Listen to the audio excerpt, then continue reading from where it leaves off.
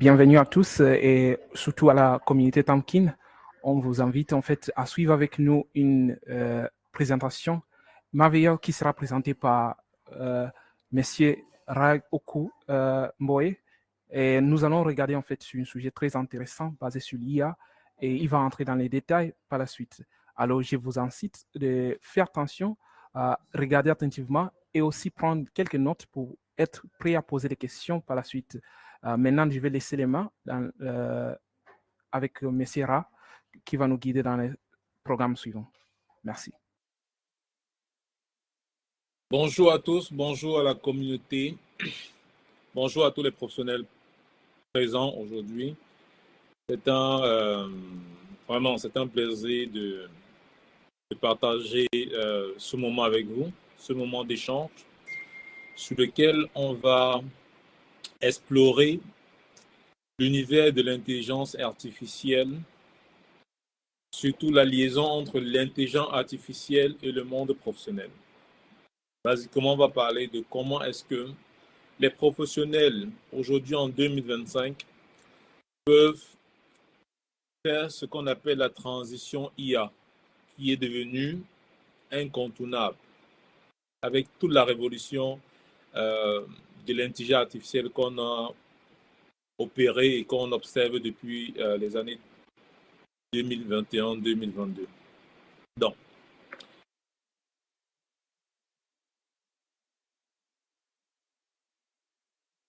je vous souhaite encore, comme je dis à chaque fois que je dois former sur ce sujet, bienvenue dans le monde impressionnant, créatif, qui bouge énormément de l'intelligence artificielle. Mon nom est Ran Kumboe. Je suis consultant formateur, expert en Gen AI, Generative AI, spécialisé beaucoup dans tout ce qu'on appelle le prompt engineering, ce qu'on peut appeler les large models of language et dans l'ingénierie de la formation. Et j'aime bien penser que si aujourd'hui tu ne maîtrises pas la technologie, l'impact que tu auras dans ton monde, surtout dans ton monde professionnel, sera extrêmement limité. Donc, je vous invite tous à vous accorder un moment pendant cette session et vous dites, OK, qu'est-ce que je suis prêt à découvrir? Qu'est-ce que je peux implémenter directement? Et qu'est-ce que je ne savais pas que je sais dès maintenant? Donc, je commence par vous poser cette question simple. Si vous êtes professionnel, je voulais que dans le chat, vous mettez le métier que vous faites. Et en fonction du métier que vous faites, vous écrivez dans votre bloc-notes cette question que vous allez répondre. Comment, dans mon secteur d'activité aujourd'hui, j'utilise l'intelligence artificielle? Ça, c'est la question que vous devez vous poser. Et à la fin, on essaiera d'échanger dessus. Donc, la première chose à savoir lorsqu'on veut parler de transition IA, c'est que l'intelligence artificielle vient avec un nouveau monde. De la même façon que lorsque Internet a été rendu public, c'est un tout nouveau monde qui s'est ouvert. Lorsque les réseaux sociaux ont été accessibles au grand public, c'est tout un monde qu'on appelle aujourd'hui le monde digital qui a été ouvert.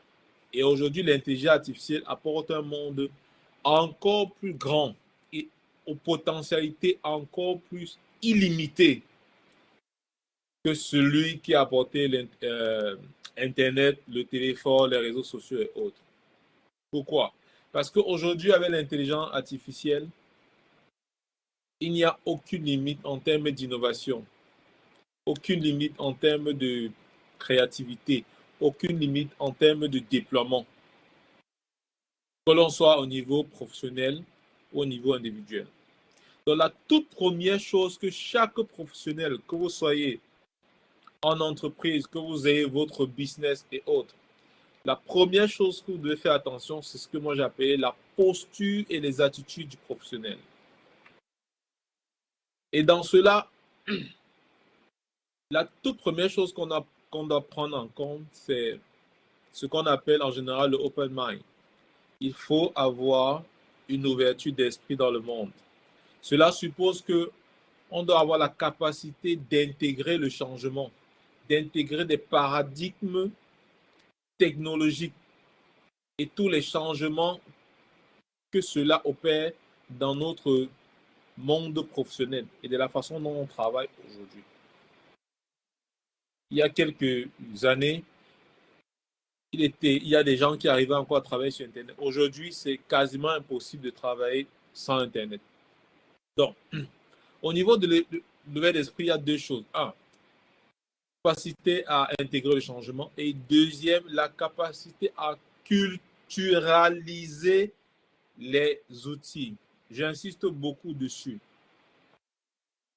Vous avez les États-Unis qui ont lancé OpenAI, qui est l'entreprise qui déploie ChatGPT. Vous avez Google avec Gemini et autres. Vous avez les Chinois avec DeepSeek et autres. Chaque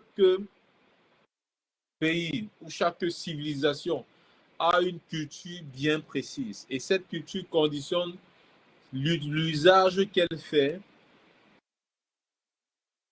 de l'intelligence artificielle. Vous voyez par exemple qu'aujourd'hui, il y a deux TikTok. Il y a un TikTok dédié exclusivement à la Chine et un autre TikTok ouvert au monde. C'est parce que, justement, ils ont inclus cette dimension de culture.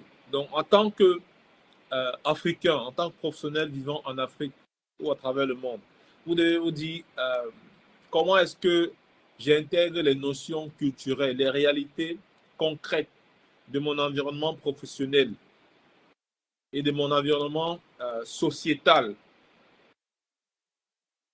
qui vont me permettre de mieux utiliser l'intelligence artificielle. La deuxième chose, c'est qu'il faut avoir cette posture d'innovation. Innovation, ça suppose quoi? Ça suppose qu'on est toujours en train de se demander comment est-ce qu'on intègre l'innovation? Comment est-ce que, en fonction des technologies actuelles, on peut mieux faire? On peut créer un chemin qui n'a jamais existé. Et la troisième chose, c'est la créativité. Les intelligences artificielles ont cette force de proposition créative. Mais on oublie une chose. Le professionnel ne doit jamais oublier sa propre capacité de créativité. Parce qu'après tout, c'est vous le professionnel.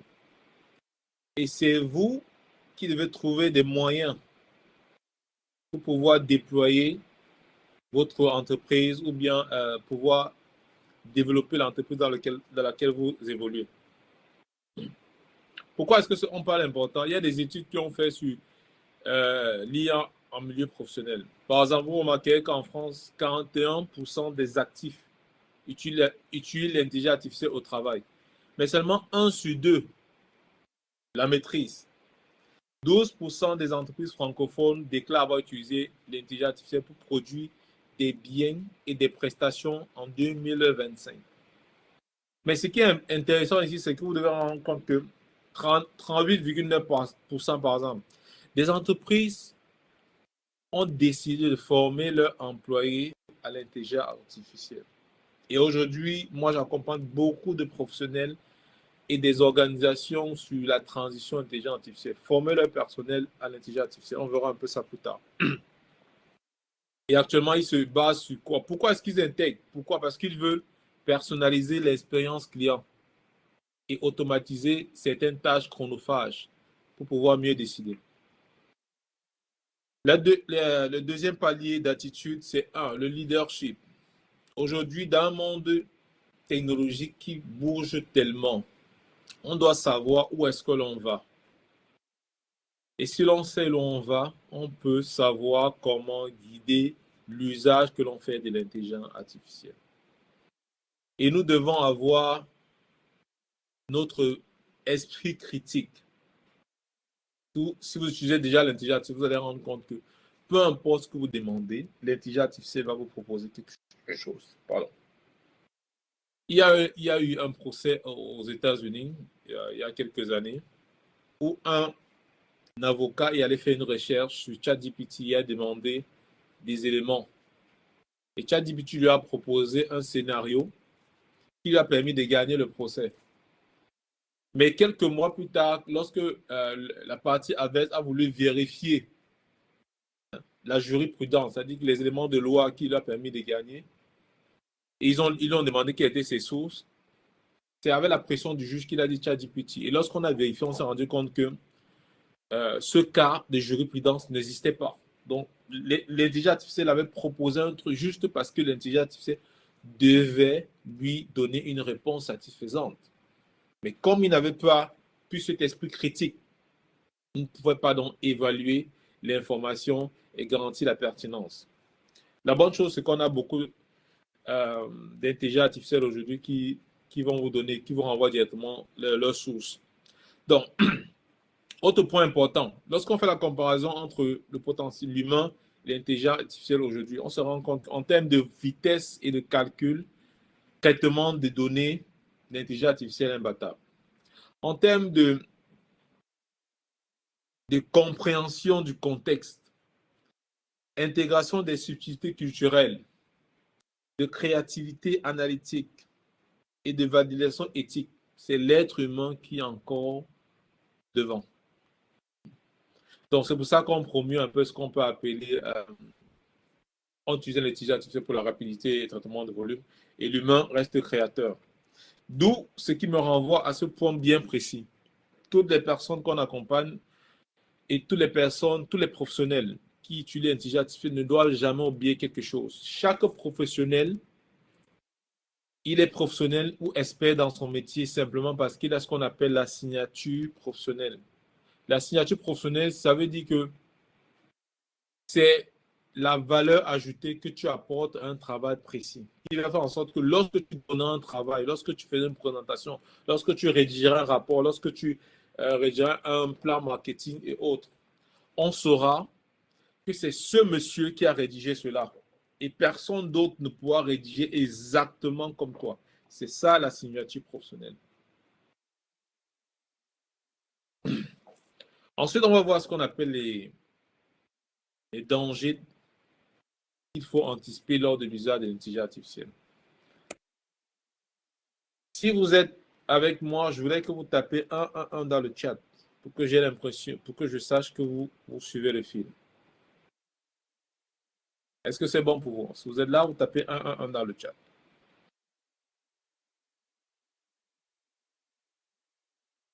Parfait. Donc, les dangers à anticiper. La première chose, c'est que le tout premier danger, c'est la dépendance. L'intelligence artificielle a un effet de dépendance un peu comme certaines substances. Ça veut dire quoi? Vu qu'aujourd'hui, l'intelligence artificielle est devenue extrêmement bonne en termes techniques, beaucoup de professionnels, peu importe ce qu'ils font, ont le réflexe de dépendre de l'intelligence artificielle. Cela fait en sorte qu'ils diminuent leur capacité à évaluer l'information que l'intelligence artificielle va leur donner parce qu'ils vont habituellement sur la base que notre ChatGPT connaît tout. L'IA donne tout, quelque chose qui est pertinent et autre. Donc, il faut... Et du coup, maintenant, lorsque vous les mettez dans des contextes où ils n'ont pas accès à l'intelligence artificielle, certains deviennent de moins en moins performants. Qui nous renvoie au deuxième danger, qui est la paresse cognitive.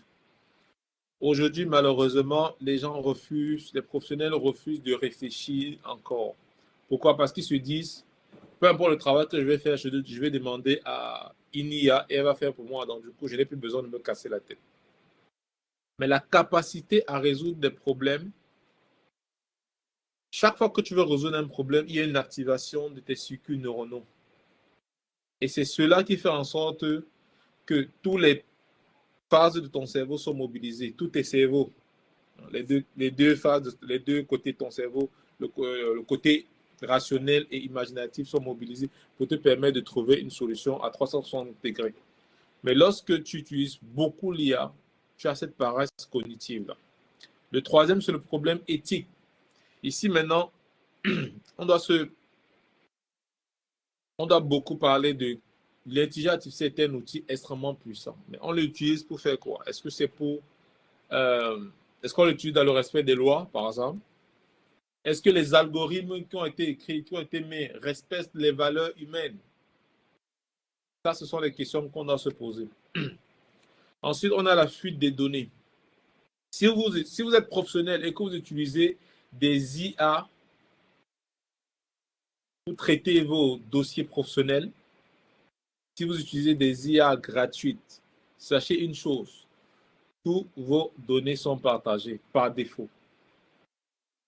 Par défaut, tous les IA auxquels vous avez accès gratuitement, toutes vos données sont partagées pour entraîner les IA et aussi pour aider les autres personnes qui font des requêtes à trouver des réponses. Ça veut dire quoi? Vous pouvez travailler sur un plan marketing, par exemple, sur un produit précis. Si une personne dans un autre pays fait la même requête, qui ont tendance à aller vers le sens de ce que vous allez donner à l'intelligence artificielle, il y a de fortes chances que l'intelligence artificielle lui propose une réponse quasi similaire à ce qu'elle vous a proposé. Donc, je vous recommande de faire très attention par rapport à cela. Ensuite, on a la perte du repère. Aujourd'hui, chaque jour, il y a un nouveau outil IA qui ressort. Donc, les professionnels ne savent plus à quel point se vouer. Heureusement, il y a certaines plateformes qui commencent à créer des écosystèmes qui font en sorte que dans un écosystème, vous avez la majeure partie des outils. Et le dernier point qui est extrêmement important, c'est la déshumanisation. Malheureusement, aujourd'hui, certaines personnes qui utilisent beaucoup l'intelligence artificielle ont tendance dans leur rapport humain, à déshumaniser leur rapport humain et à rester un peu, à faire manque d'empathie. Je vous représente dire rapidement, il y a une étude de INA Data sur la France et l'Europe. On s'est rendu compte, par exemple, que sur le test de 1200 professionnels qui ont utilisé au moins 2 assistants IA au quotidien, on s'est rendu compte que les sujets ont perdu 28% de performance sur les exercices de raisonnement et de logique non assistés. Il y a une baisse d'attention, des difficultés d'apprentissage et des réponses plus stéréotypées. Donc, ça veut dire quoi? Plus tu délègues des fonctions à l'IA et moins ton cerveau travaille. Ensuite, on va voir rapidement quels sont les outils essentiels pour le professionnel et comment les choisir. Premièrement, j'encourage beaucoup les professionnels à aller vers les outils de générative IA. Ça peut être les larges modèles de langage, vous avez les ChatGPT et autres. En fait, des IA qui vont générer du texte, de l'image, de la vidéo, des audios. Il y a des IA aujourd'hui qui créent des sites web, qui créent des applications. Et il y a aujourd'hui des navigateurs. Il y a aujourd'hui déjà des navigateurs, des IA des IA ont déjà sorti leur navigateur. Vous avez par exemple Comet de l'IA Perplexity qui vous donne un navigateur qui est assisté par l'IA. Littéralement, toutes vos recherches, vous avez un support IA intégré. Je vous recommande d'aller essayer. C'est extrêmement très bon pour la productivité. Et en deuxième lieu, vous avez Atlas qui est le navigateur que ChatGPT a sorti il y a quelques jours. Automatisation intelligente. Une chose que vous devez savoir, c'est que il faut choisir les outils IA en fonction du workflow. Du workflow, ça veut dire quoi? Ça veut dire vous avez un type d'activité et vous avez un processus de travail par rapport à cette activité, par exemple. Privilégiez les IA qui ont construit déjà des écosystèmes qui vous permettent de pouvoir tout traiter en même temps. Je donne un exemple. Vous voulez faire un rapport, par exemple. Avec certains IA, vous pouvez prendre des photos de vos notes sur votre bloc-notes, les intégrer à l'IA, taper un bon prompt là, dire exactement ce que vous voulez, il va vous ressortir, il va scanner vos notes, les retranscrire. Vous pouvez peut-être les mettre dans un tableau et enfin vous ressortez ça sur un fichier Word ou Excel ou un truc comme ça.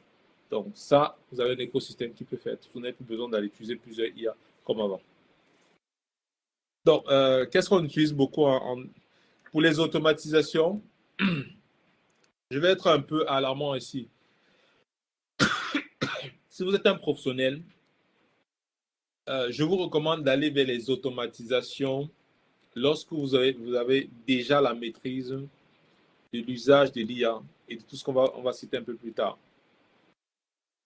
Donc, vous pouvez faire un screenshot de cette page. Par exemple, vous avez vu que dans les entreprises, il y a le déploiement de ce qu'on appelle Copilot. Copilot est basé sur ChatGPT. Il y a ChatGPT. Mais comme elle est alignée sur l'environnement Microsoft, ça fait en sorte que vous avez une IA qui vous aide à faire les fichiers Word, Excel et autres. Vous avez, si vous travaillez avec Google Workflow, par exemple, vous avez l'assistant Gemini qui vous aide vraiment à faire le même truc, un même travail comme copilote. Donc, vous pouvez faire une capture d'écran ici. Ensuite, vous allez tester ces IA. Pareil ici. Vous voyez que la première IA qui est toujours utilisée, c'est ChatGPT. Donc, maintenant, on va un peu parler de ce que nous on a appelé la transition IA pour les professionnels. Et là, on va un peu prendre le temps de déployer et expliquer les process. Si vous êtes un professionnel et que vous voulez utiliser l'IA, il y a deux questions fondamentales que vous devez vous poser. Ah, il y a une coquille là, veuillez m'excuser. La première question, c'est quel est le challenge auquel je fais face? C'est-à-dire, quel est mon challenge professionnel actuel? Ça, c'est une question hyper importante parce que ce challenge-là va relever quelles sont vos difficultés actuelles. Et comme vous savez vos difficultés, pour maintenant vous poser la question, qu'est-ce que je veux accomplir? Donc, quel est mon challenge? Quelles sont les tâches que je dois faire? Et quel est le résultat que je recherche? Ce sont des questions qu'il faut se poser avant de se demander est-ce que je dois utiliser l'intelligence artificielle ou pas. Extrêmement important. Une fois que vous êtes posé cette question, maintenant vous pouvez aller vers la deuxième phase que nous on appelait explorer l'univers IA. Dans cette phase-ci, chaque professionnel ira vers les outils IA. Ici, il est question de deux choses. La première chose, c'est de comprendre l'univers de l'intelligence artificielle. Vous devez savoir comment l'intelligence artificielle fonctionne. Par exemple, beaucoup de professionnels même qui utilisent l'intelligence artificielle, vu qu'on a créé des applications qui permettent des interactions humanisées, on va dire comme ça. Ils ont l'impression que quand ils échangent avec une IA, c'est un peu comme un être humain qui parle. Erreur. Il faut se rappeler une chose. Chaque IA est un algorithme. Et chaque algorithme n'est qu'une ligne de code qui est portée par des grosses machines qui font des calculs. Ça veut dire quoi? Chaque fois que vous allez faire une requête à ChatGPT, à Gemini ou n'importe quelle IA que vous utilisez, cette intelligence artificielle ne raisonne pas comme un être humain. Il ne pourra pas lire, fais-moi un rapport. Bon, il veut la besoin de tel rapport. Non, non, non. Ce qu'il va faire, c'est qu'il va analyser votre phrase, il va identifier les mots-clés. Et chaque mot-clé a une signature numérique. Bon, chaque mot-clé est transformé en nombre. Maintenant, dans toute sa base de données, il va faire ce qu'on appelle un calcul de probabilité pour voir comment, en fonction des mots-clés que vous avez donnés, comment est-ce que, à combien de fois ces mots reviennent et où est-ce que ces mots apparaissent tout la base de données qu'il a et que c'est pertinent. C'est là qu'il va aller faire ce travail. Maintenant, il va revenir vous redonner une réponse. Donc, chaque fois que vous allez faire une demande, il y aura un calcul qui aura effectué. Chaque fois que vous allez demander de créer une photo, il y a des calculs qui sont effectués. Et maintenant, la puissance de calcul est différenciée en fonction de deux choses. La première chose, c'est... Premier élément, la puissance de calcul, c'est le type de requête que vous faites. Et ça, on en reparlera plus tard. Et la deuxième chose, c'est la version de l'IA que vous utilisez. La puissance de calcul mobilisée par une IA gratuite et une IA d'un compte payant n'est pas la même. Donc, parfois, pour la même requête, vous avez complètement deux réponses différentes. La troisième chose qu'il faut savoir, c'est quel est l'écosystème. Quel est l'écosystème adéquat pour vous? Parce qu'une fois que vous avez compris l'intelligence artificielle, vous avez cartographié vos domaines d'activité et vous allez vous dire, OK, quels sont les IA que je peux utiliser, par exemple? Par exemple, si vous êtes dans le code, on va vous recommander d'aller utiliser Claude. Si vous faites beaucoup de recherches, vous êtes par exemple un chercheur, on va vous recommander Perplexity. Mais si vous êtes polyvalent, on va vous recommander ChatGPT, Gemini, DeepSeek et autres, par exemple. Et la bonne nouvelle aussi, c'est que la majeure partie des IA font tellement d'efforts aujourd'hui pour créer des écosystèmes qui font, lorsque vous avez les versions payantes, qui vont faire en sorte que vous avez tous les outils au même endroit. La deuxième chose hyper importante que chaque professionnel doit faire, c'est d'avoir la maîtrise de ce qu'on appelle le prompt engineering. Le prompt engineering, c'est l'art de parler à l'IA. Un prompt, c'est la requête que vous donnez à l'intelligence artificielle. C'est le texte que vous tapez dans la barre d'interaction de l'IA que vous utilisez. Chaque fois que vous allez taper, ça peut être faire une recherche sur tel sujet, c'est un prompt. Maintenant, la qualité du prompt détermine la qualité de la réponse qu'il vous donne. Et c'est là où cela devient extrêmement stratégique. Pourquoi? Parce que si vous ne savez pas faire des requêtes efficientes ou efficaces, vous aurez des réponses limitées et biaisées. Je vais vous donner un exemple. Vous pouvez mettre pause si vous regardez ces vidéos après. Si vous êtes là en train de participer, vous allez faire une requête sur ChatGPT. Vous pouvez par exemple demander suggère-moi un livre qui m'aide à devenir un bon professionnel. Par exemple, il va vous donner un livre. D'accord? Il va vous donner une réponse. Ensuite, maintenant, vous venez maintenant, vous allez utiliser ce acte. Ça, c'est la structure professionnelle basique d'un prompt. Maintenant, par rapport à la même requête, vous allez maintenant lui dire, OK, tu es un professeur d'université, spécialiste dans la formation des professionnels. Ton rôle, ou bien ta tâche est de m'aider à professionnaliser mon activité. Maintenant, le contexte. Je suis professionnel, je vis au Maroc, je travaille dans telle entreprise, je suis comptable, je suis financier, je suis fait cela. Mon travail consiste à tac, tac, tac, tac, tac. Mon objectif est de tac, tac, tac, tac, tac. Là, il y a encore d'autres éléments que je vous donne. Ça, c'est les éléments de contexte. Vous allez rendre compte que lorsque vous allez donner ces trois éléments, la réponse que vous allez obtenir sera littéralement aux antipodes de la première réponse que vous avez eue.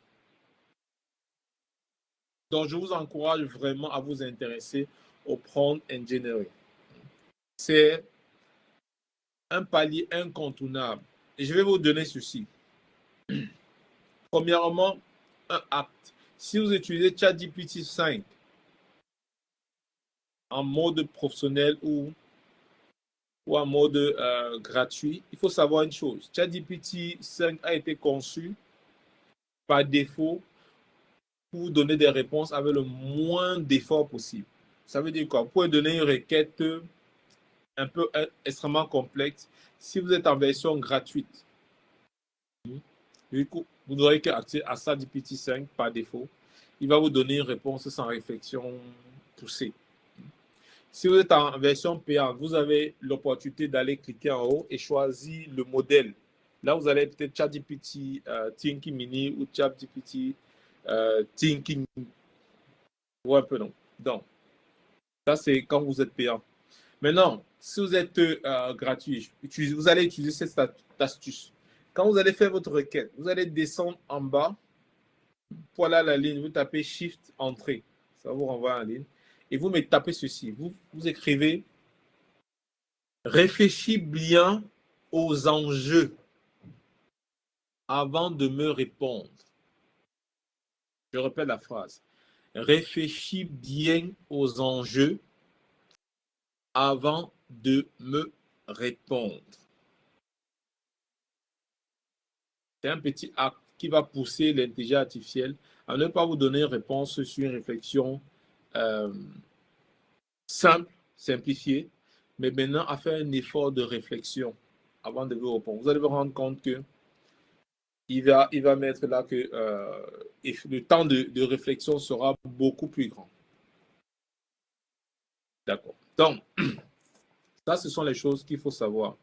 Et la deuxième chose qu'il faut savoir, c'est que avec l'évolution actuelle, si vous avez observé les IA, vous allez vous rendre compte que tous les IA ont été conçus aujourd'hui pour que vous voulez créer un texte, une image, une vidéo, générer un document et autres, on vous demande de juste venir donner une phrase.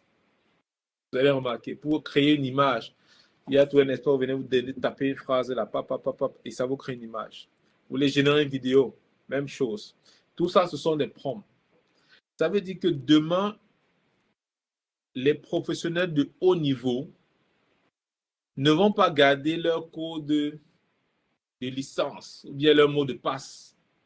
Ce qu'ils vont garder dans des coffres forts,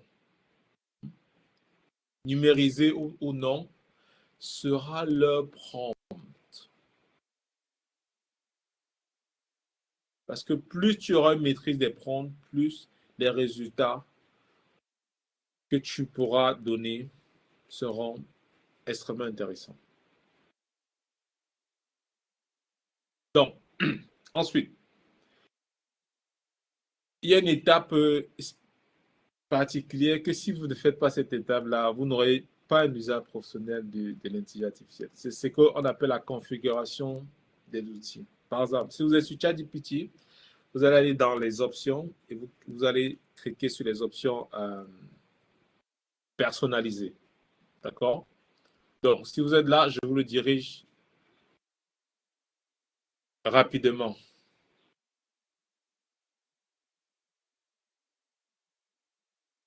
Vous ouvrez par exemple votre ChatGPT et vous allez sur Options. Faites-le en même temps que moi.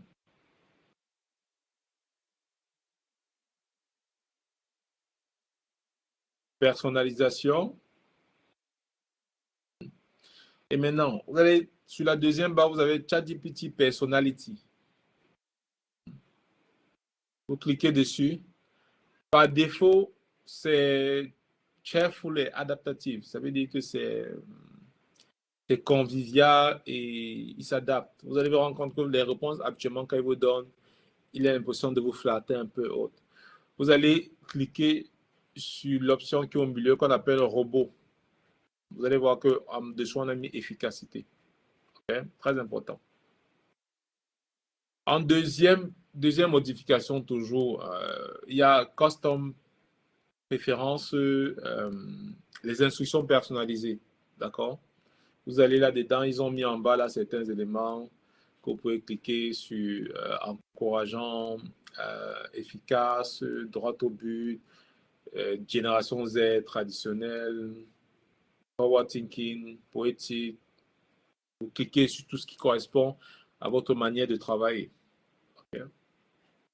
Et en dessous aussi, vous pouvez, il y a votre occupation. Vous mettez le métier que vous faites. Vous faites une description du métier que vous faites un peu. Ça va permettre à l'intelligence artificielle un peu de comprendre ce que vous faites. Ça, c'est très simple. Ça, c'est les choses que l'on fait en entreprise ou avec les professionnels qu'on accompagne de façon un peu plus approfondie. Maintenant, il y a le master prompt. Beaucoup d'entre vous ne savent même pas ce qu'on appelle un master prompt. Je vous dis rapidement. Le master prompt, c'est l'ensemble d'instructions qui va permettre à l'intelligence artificielle de pouvoir comprendre exactement comment vous fonctionnez. À la fin de cette présentation, si on a encore le temps, je vais vous montrer un peu quel est mon master prompt et comment vous pouvez l'utiliser par exemple. Donc, si on n'a pas le temps, vous pouvez me contacter plus tard et je vous enverrai peut-être un lien ou autre. Donc, le master prompt, c'est l'ensemble des instructions qui va dire à l'IA comment est-ce qu'elle doit fonctionner lorsqu'elle interagit avec vous. Il y a des master prompts du professionnel, il y a des master prompts du poste métier. Lorsqu'on fait en entreprise, ça veut dire quoi? Si vous êtes chef marketing, par exemple, directeur marketing, directeur commercial, on peut créer un master prompt qui va permettre à l'IA dans l'interaction avec vous, est-ce qu'elle interagit avec le directeur commercial et elle sait exactement comment fonctionner, elle est alignée sur votre job description, vos challenges, vos missions et même peut être alignée aux objectifs stratégiques de votre département, de votre poste. OK. Et en dernier, ce qu'on appelle les DPT. Les DPT, ce sont des IA spécialisés que vous allez créer et configurer pour pouvoir vous assister dans votre travail. Ça veut dire qu'aujourd'hui, un professionnel peut créer des IA, des GPT personnalisés. Je donne un exemple. Vous êtes chef d'entreprise aujourd'hui, vous pouvez avoir un GPT manager, qui est spécialisé dans le management de votre entreprise. Il est formé, entraîné sur le management de votre entreprise. Un GPT comptable qui est formé, entraîné sur la comptabilité. GPT marketing, GPT communication, GPT team building et autres. Donc, par secteur d'activité hyper technique, vous pouvez créer des GPT. Une chose qu'on fait par exemple beaucoup, c'est que lorsqu'on accompagne des organisations, c'est qu'à chaque poste, on crée un GPT spécialisé. Ça veut dire quoi? Le professionnel ou bien votre employé, supposons par exemple qu'il est directeur commercial, il aura un GPT directeur commercial qui sera entraîné sur les objectifs commerciaux, sur la stratégie commerciale, sur les plans marketing et autres, qui va faire en sorte que chaque fois qu'il voudra rédiger une proposition, une offre, par exemple, je donne un exemple, une offre commerciale, il pourra le faire directement avec ce DPT-là, parce que ce DPT est déjà formé, entraîné à être excellent à son poste. Donc lui, maintenant, il n'aura plus le temps de réflexion ou bien la charge de travail qu'il aura sera beaucoup plus simplifiée. Dans les assurances, par exemple, ils ont ce qu'ils appellent les dossiers de contentieux. Par exemple, je donne un exemple de contentieux, par exemple. Ça veut dire les documents que les clients constituent pour pouvoir qu'on paye par rapport aux litiges qu'ils ont eu un accident et autres, par exemple. Avec des GPT, vous pouvez littéralement former un GPT qui va être spécialiste pour rédiger ou analyser ces documents de litige-là. Dans les banques, pour avoir un GPT qui est spécialisé sur l'analyse des documents, des demandes de crédit. Donc, vous vous rendez compte que la gestion de votre clientèle pour créer des spécialistes qui est focalisé sur des tâches bien précises. Ça se fait déjà. Ensuite,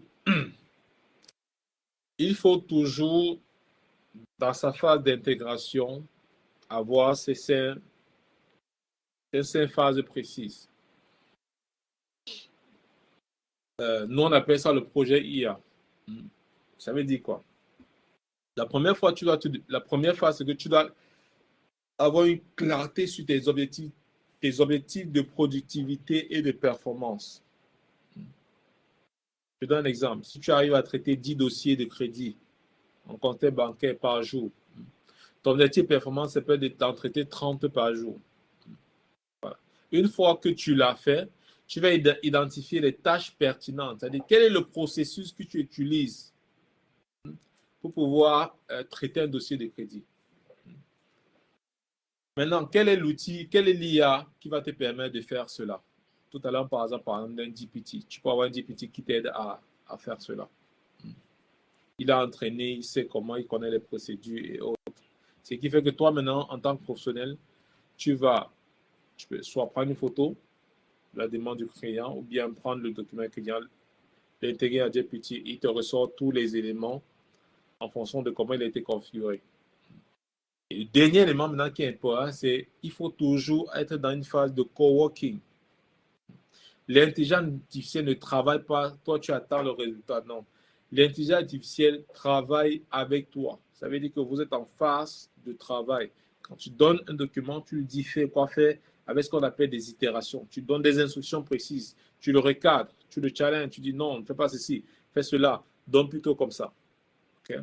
Et maintenant, automatiser. Lorsque on a déjà un gros volume de traitement de données, surtout pour des tests ou des dossiers standardisés, on peut automatiser un certain nombre de choses qui n'ont pas, par exemple, que les paramètres n'ont pas un impact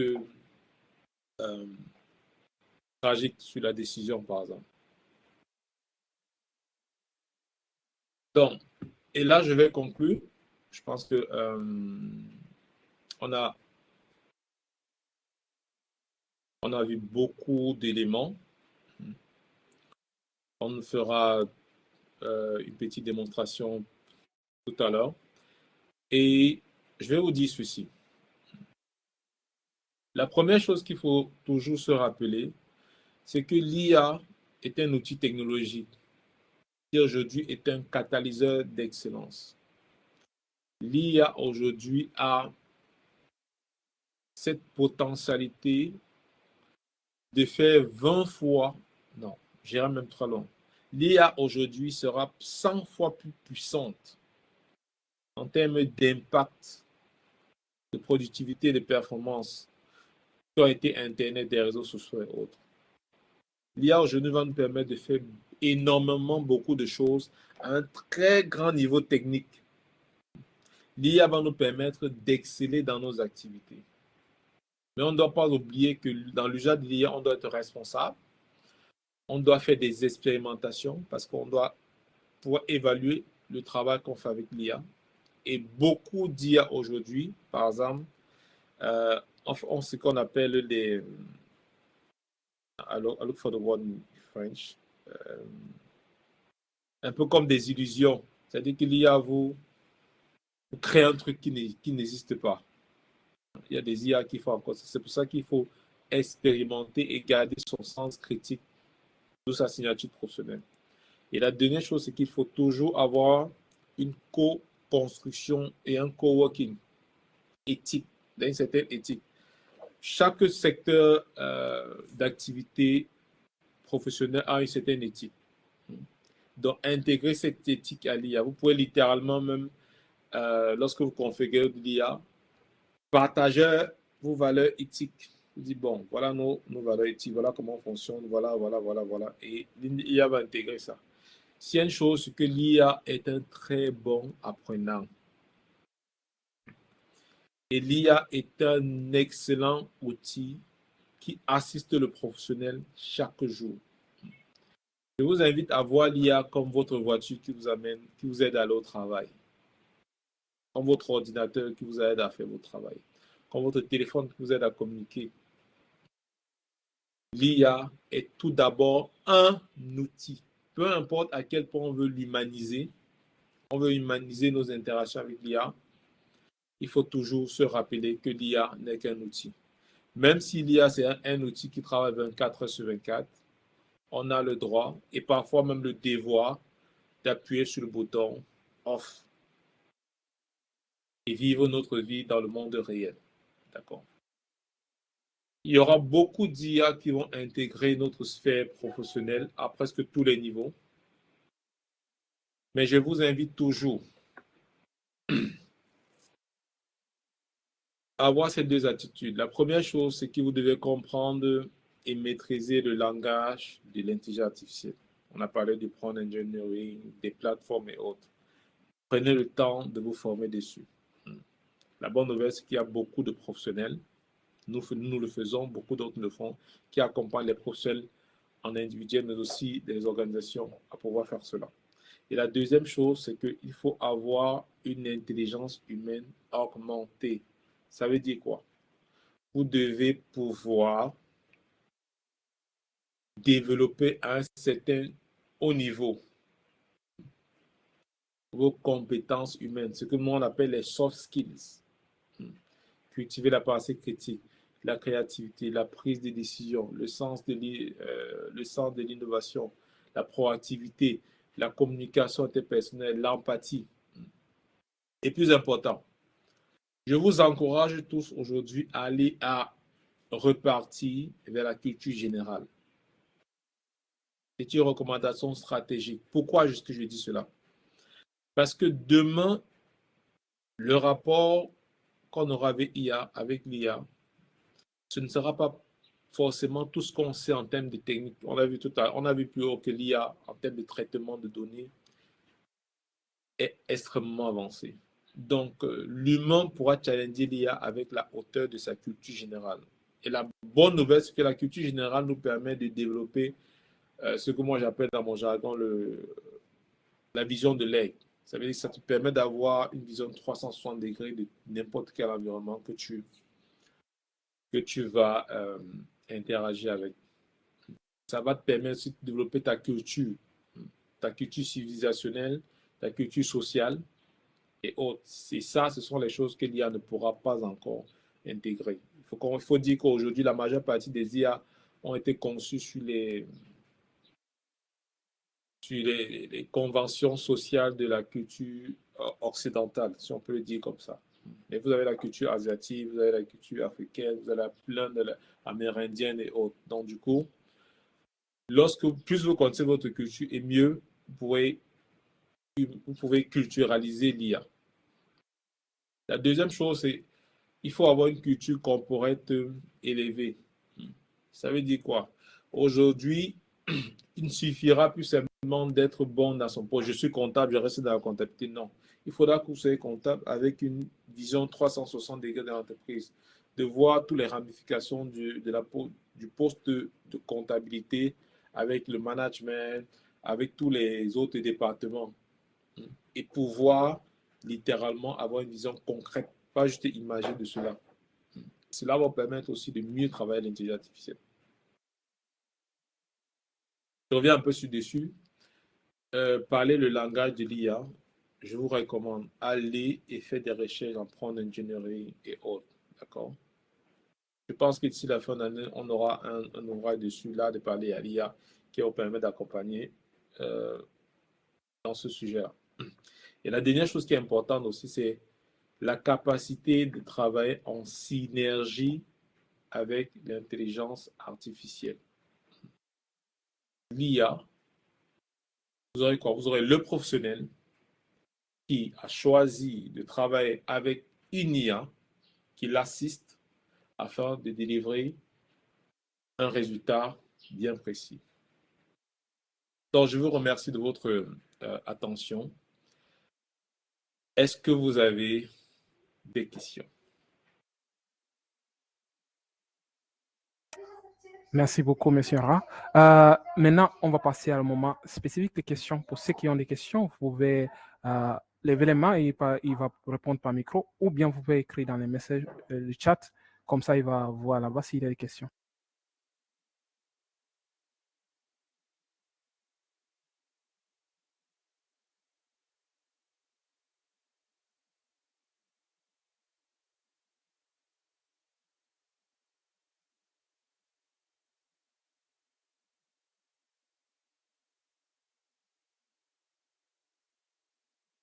Ok, il y a une question. Quels sont les outils IA les plus utiles pour les professionnels aujourd'hui? Moi, je peux vous recommander 3 outils. D'accord? Premièrement, si vous êtes professionnel, fuyez le gratuit. Fuyez le gratuit. C'est là, en principe, on pourrait me dire que je suis commercial de ces IA, mais fuyez le gratuit. Premièrement, lorsque vous fuyez le gratuit, vous pouvez désactiver le partage de vos données lorsque vous êtes en compte payant. Mais lorsque vous êtes aussi en compte payant, vous avez accès à plein d'autres outils, notamment l'outil Agent IA. L'agent IA, c'est un outil, par exemple, il y a ChatGPT qui a déployé ça, il y a Perplexity qui a déployé avec dans son, comment on appelle ça, voilà, dans son navigateur, Comet. Il y a Google aussi qui est en train de sortir sur les IA, les agents. Les agents, c'est quoi? Attendez, est-ce que je peux vous faire une démo là rapidement? Tac, tac, tac. OK, par exemple, si vous voyez mon écran là, est-ce que vous voyez mon écran? Oui, oui, c'est clair. OK, ça marche. Donc, par exemple, là, vous allez voir que là, je suis un compte pro chez Perplexity. OK? Donc, ça veut dire quoi? Pour l'argent dans IA, vous avez l'assistant IA ici. Il est là. Et maintenant, tout ce que je peux le faire, c'est lui donner une instruction. Je pourrais lui dire, par exemple,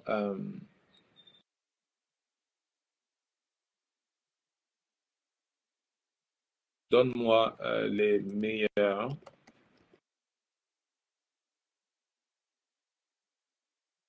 Voilà. Donne-moi les talks d'ambi. Voilà. Qu'on reste. OK, c'est bon.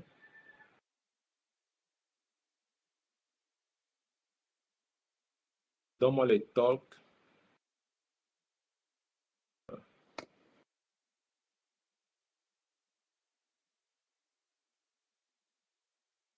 OK.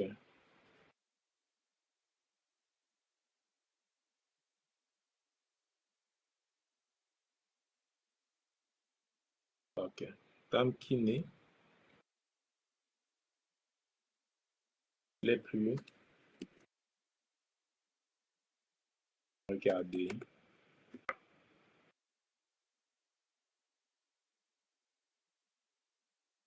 sur YouTube.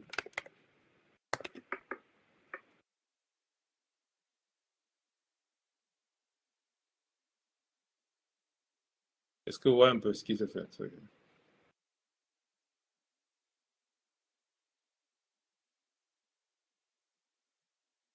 que vous avez vu un peu ce qu'il a fait là? Mhm. Donc, il est allé regarder et il est venu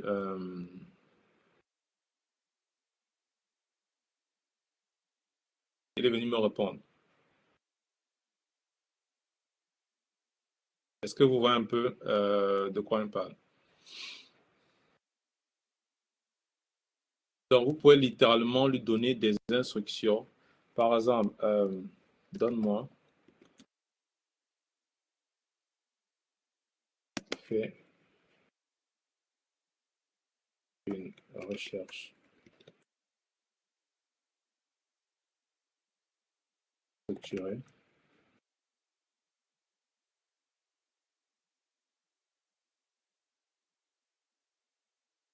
pour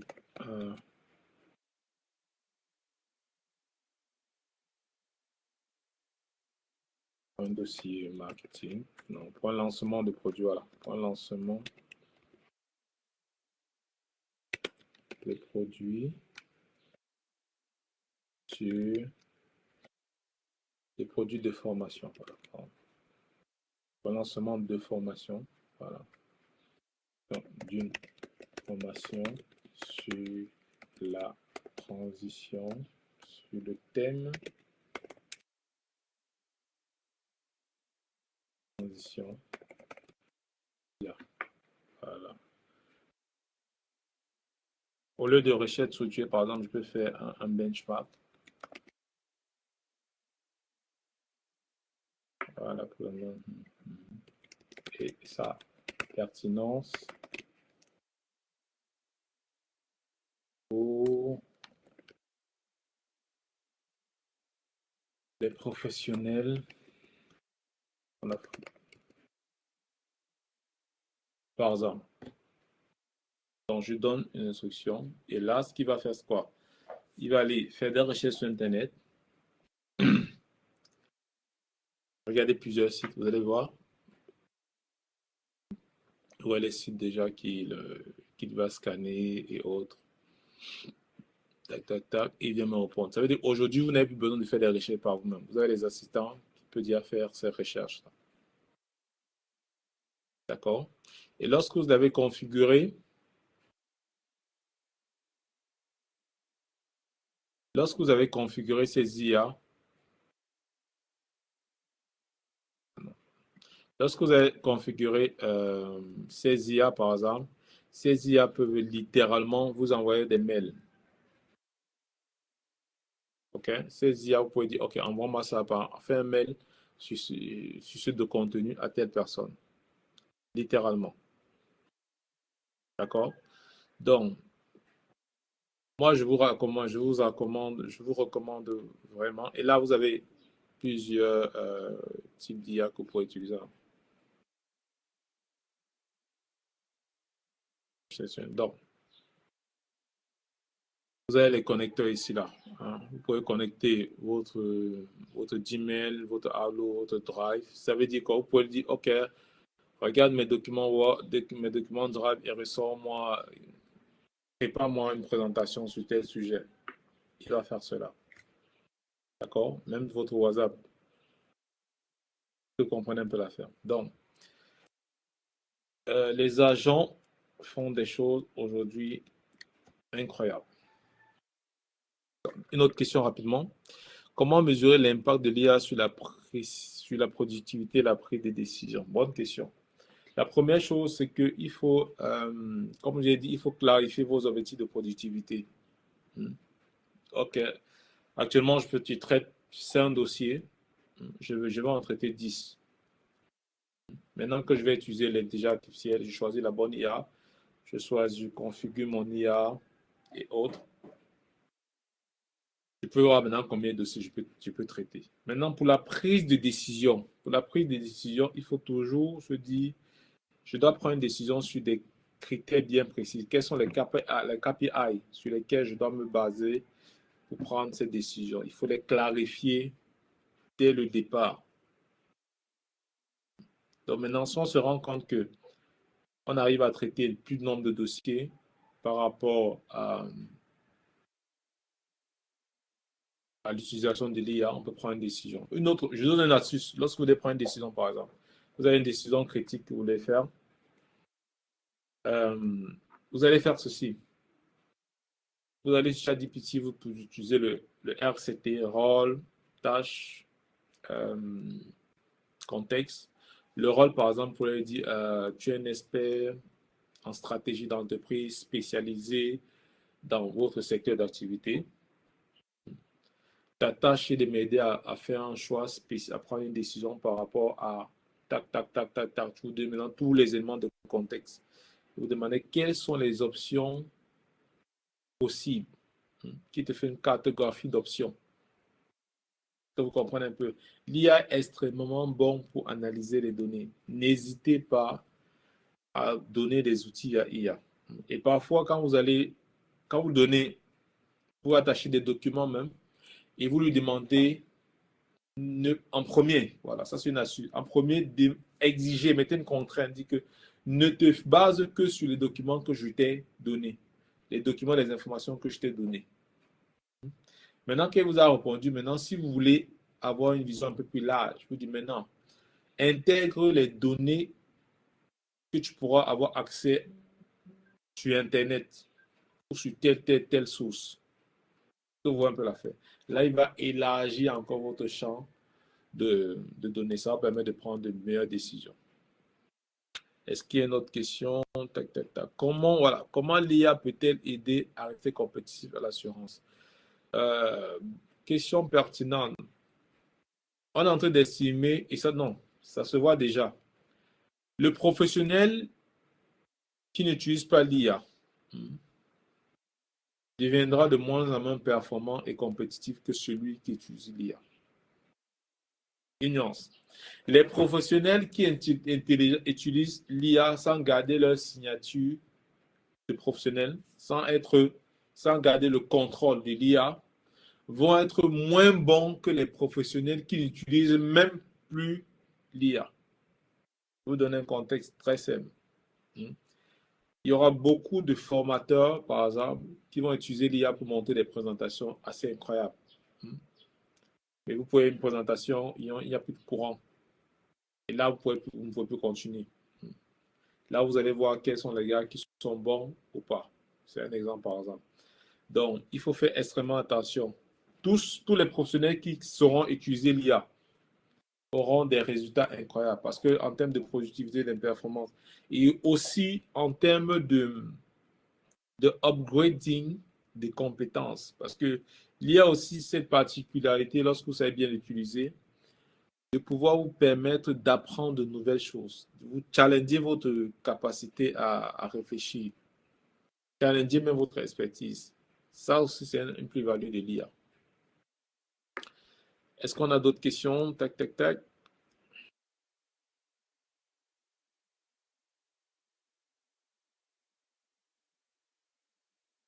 Je pense qu'il y a une autre question là-bas. Tac, tac, tac. OK. Je pense que je tombe. Quels sont les outils les plus utilisés professionnels? Je pense que j'ai cité privilégier les C3. Privilégier ChatGPT, 2 Gemini, 3 vous avez DeepSeek qui est en train de faire une révolution aussi.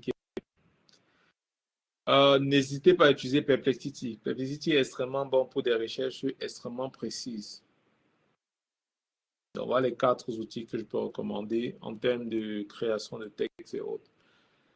Si vous avez la version payante, vous n'avez pas besoin d'avoir plusieurs. Vous avez aussi Claude. Si vous avez une version payante sur l'un des outils là, vous n'avez pas forcément besoin des autres. D'accord? Mais en termes de création d'images, Google VO est un peu avancé par rapport aux autres actuellement. Est-ce qu'on a une autre question? Est-ce que j'ai répondu à toutes les questions? Oui, merci. Merci en fait pour la réponse à toutes nos questions. Je pense pas qu'il y a d'autres questions, sinon il y a les éléments. Alors, vu qu'on est arrivé à la fin de notre programme, j'aimerais tout d'abord vous remercier de vous disponibiliser en fait pour cette talk et de nous aider en fait dans cette merveilleuse étude pour maîtriser la technologie et pour voir l'impact pour les professionnels. Et nous remercions en fait pour votre disponibilité de temps. Et de ce fait, en fait, j'aimerais aussi remercier en même temps tous ceux qui ont assisté à cette rencontre. J'espère que vous avez appris quelque chose. À ce temps-là, je vais donner à M. Raoko pour nous donner ses derniers mots, en fait. Et j'espère que nous pourrons aussi avoir une autre talk basée sur notre sujet, peut-être même dans le même cadre, si possible, en fait. Alors, je vous laisse les dernières paroles, M. Raoko. D'accord. Je remercie l'organisation de m'avoir donné cette opportunité de partager le peu de savoir qu'on a avec l'auditoire. Et j'encourage vraiment les professionnels à embrasser l'intelligence artificielle, mais embrasser avec les postures et les attitudes qu'on a décrites plus haut, d'aller revoir le talk. Là, ça permet d'approfondir certains sujets. Et une chose qui est aussi extrêmement importante, c'est que l'IA est extrêmement puissante. Je répète, l'IA est extrêmement puissante. Et tous ceux qui ne pourront pas utiliser l'IA ne vont pas seulement être laissés derrière, mais verront littéralement comment ils deviennent de moins en moins compétitifs sur le marché. Et l'autre chose, c'est que la majeure partie des personnes sous-estiment l'IA. Parce que leur usage de l'IA aujourd'hui est à environ la plupart des professionnels, lorsque je commence à travailler avec eux, je me rends compte que leur usage de l'IA est entre 5 et 10%.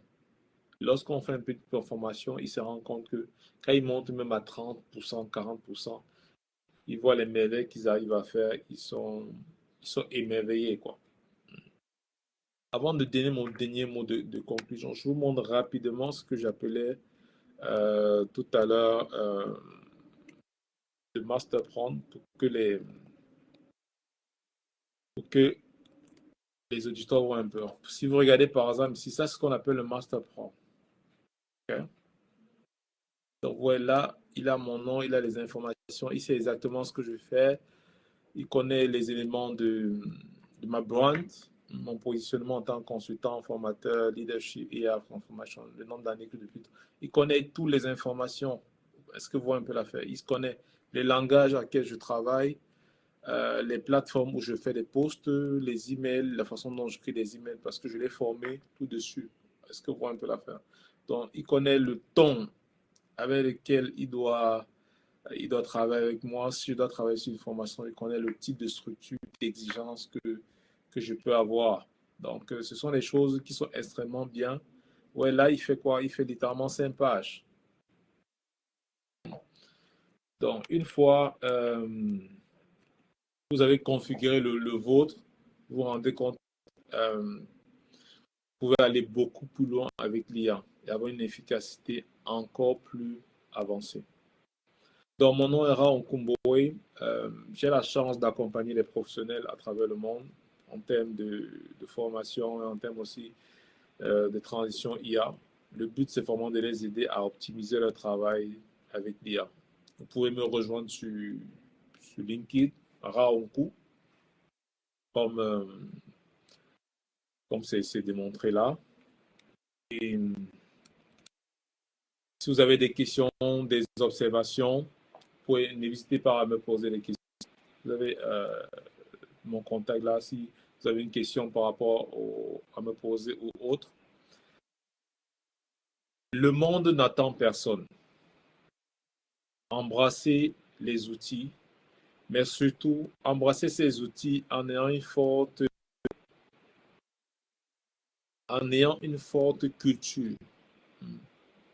L'IA ne va pas nous transformer en autre chose. Nous sommes des Africains modernes qui utilisons les outils modernes de la technologie et de l'innovation afin de créer un meilleur continent, de meilleures conditions frères et sœurs et un meilleur environnement de travail pour tout le monde afin de développer nos nations. Je remercie l'organisation. Je reste disponible si on a d'autres sujets sur lesquels on peut travailler. Prenez soin de vous et à très bientôt. Au revoir.